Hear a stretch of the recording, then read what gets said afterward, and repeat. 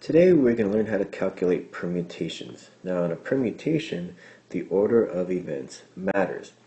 Now in this problem, they want to know how many three-digit codes we can make with the numbers 0 through 4. So let's say I choose the code 312, and then I change my mind and I say, no, I want 321. As you can see, these are two different codes, which is why this is a permutation. Order matters. If you change the order, you get a completely different code. Now again, they want us to pick a three-digit code, so let's go 1, 2, 3. Now, in the first number of my code, I can choose from all 5 numbers. So we'll put a 5 and then a multiplication sign. Now, in the second number of my code, I've already chosen 1, right? So there's only 4 left.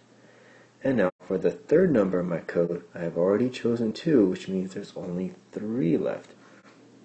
Now we multiply these out. 5 times 4 is 20, and 20 times 3 is 60, which means there are 60 different codes that we can make from the numbers 0 through 4. Now let's look at another example. In this example, they want to know how many ways we can line up 7 students. Now again, in a permutation, the order of the numbers or objects matters.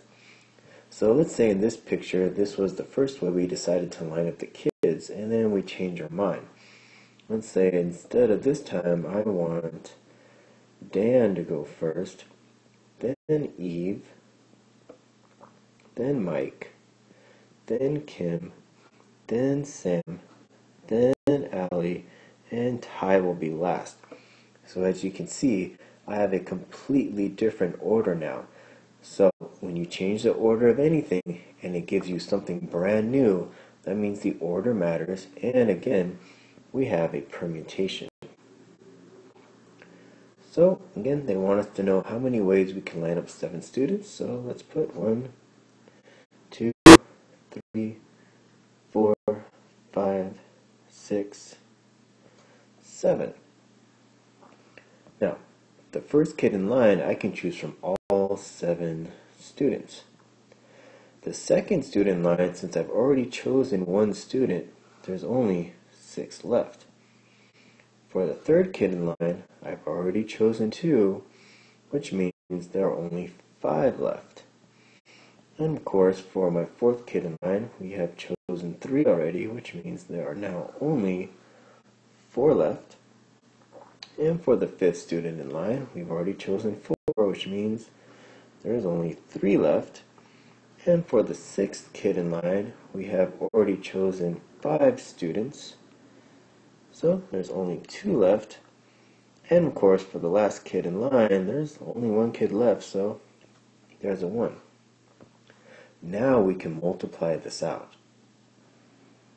So let's start with 7 times 6 is 42, and 42 times 5 is 210.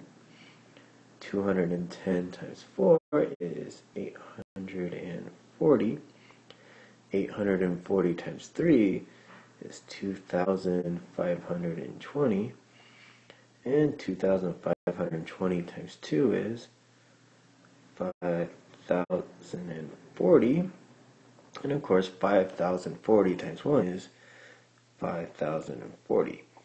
So there are 5,040 ways that we can line up 7 students.